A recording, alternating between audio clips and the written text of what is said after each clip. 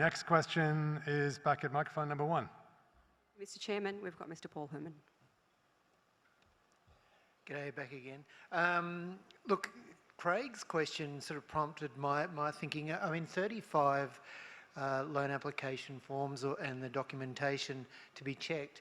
I mean, that would be a tiny, tiny percentage of the loan application forms that you receive or loan applications submitted.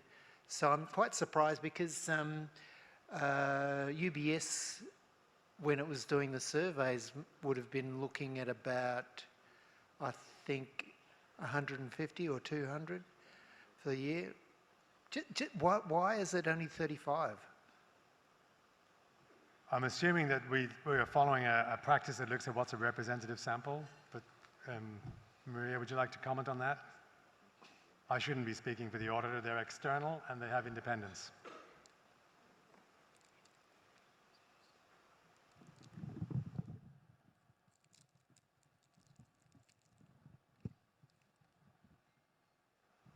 Taking regard to my height, thank you very much. So that is what we call a test of control. So that is not the only evidence we obtain. So there are a raft of controls we test. There are over 50 controls within retail that we test. The direct application was a sample of 35, which is what we call an origination control. We then tested a further 35 of ANZ's own checks. We then tested another 35 of what we call their hindsight review.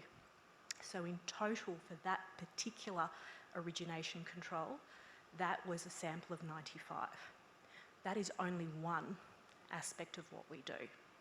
The second aspect is to actually check the models. And third aspect is to actually check the arrears and how the loans are performing. Because if you look at our audit report, the key matter that affects the financial statements is the valuation of those loans. That requires extensive work by our specialists and by our modelling and by our technology people. So I am comfortable that that is just one of a raft of controls that we test and one test amongst many that we do around ensuring that the bank has the correct valuation for its loans and advances in its financial statements. Thank you, Maria. Look, I think we've prosecuted this issue quite a bit, and I also am conscious that some of you have individual issues which I would encourage you to take offline with Evelyn or to follow up. So I'm happy to take new questions on new topics, but I think we wrap this one up. I've got a new question. So I went and checked Product Review, which has reviews from customers, so ANZ customers, and it's a little bit like Google reviews. It's quite a big review platform, and 2,555 ANZ customers left reviews. The score was 1.3 stars. So 1 star is the minimum, so I guess it's like a 0. The ANZ score is 1.3, so it's very low. It's the lowest of all the banks.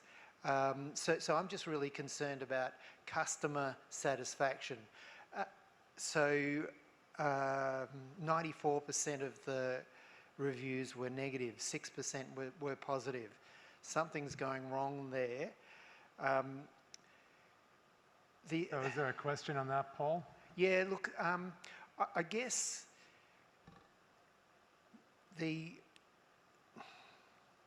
because I run a support group for bank customers, I get to see a lot of legacy cases, and I don't believe they're being treated fairly. I don't think they're being resolved fairly. My own issue's been running for 12 years. I've been protesting outside ANZ branches and escalating the level of protest for 12 years.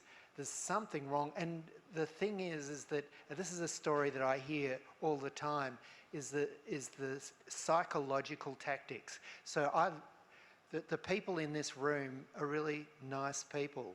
They're great to deal with, great to talk to. I've spoken to Shane Elliott, and he's a lovely person to speak to. However, when you're dealing with the bank, you're dealing with ruthless people who use psychological tactics. Last year, Paul, I think I'm going to jump in because, as I've said all along, this is not the forum when we got everybody else present Yeah. to chew up their time resolving individual matters, and there's a confidentiality issue as well to protect you. it's So- not individual matters. But what you're raising are individual matters. If I come back to the review, I'm not familiar Yeah. with the review, but we do a lot of our own testing. We look at what we call contact points. We look at how people feel after they bought products, etc. So we do a lot of our own independent measurement to make sure that we're delivering well. Like any organization, we will have our weak points and our strengths, but we're continually working to elevate and lift the scores. If there's a particular question relating to the wider bank and policy, very happy to answer it. Sure. But I don't want to be dragged into individual cases. Okay, I'm not going to talk about individual cases anymore. However, if you have customers here who have had a really traumatic experience with crime that is committed by the bank, so committed by ANZ Bank, not having those resolved over decades is, I can't see how that is going to be good for shareholders, good for the bank. The people who you have to deal with in ANZ Bank are ruthless, they use psychological tactics, they are not good people to deal with. So Paul, thank you for that feedback. We hear your view. We don't necessarily endorse or agree with it, but you are entitled to your view. If you've got specific matters you want to raise, then please raise them through Evelyn and the customer fairness team. And I feel bad if there are people in the room who've had a bad experience, but each case needs to be looked at on its merits, and this is not the forum in which to do that. Is Evelyn... I think we're gonna need to move on. Okay, well, What's the question for Evelyn?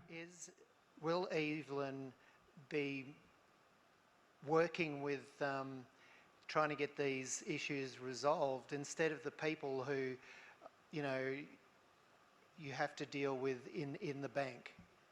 I can hear real pain and frustration, Paul, in your voice. So, and I feel terrible about that. Each case has to be looked on its merits. Evelyn's job is to look at things as a customer advocate in a fair and balanced way, but she and all of us have to act on the facts that are in front of us and on the merits. And I'm not familiar with your case, so I'm not commenting on it, but that's what we ask of Evelyn, and that's what she does and has a very positive reputation for doing. Yeah. Thank you, Paul. Thanks. Unless there's anything else relating to the bank, I think we can leave it there.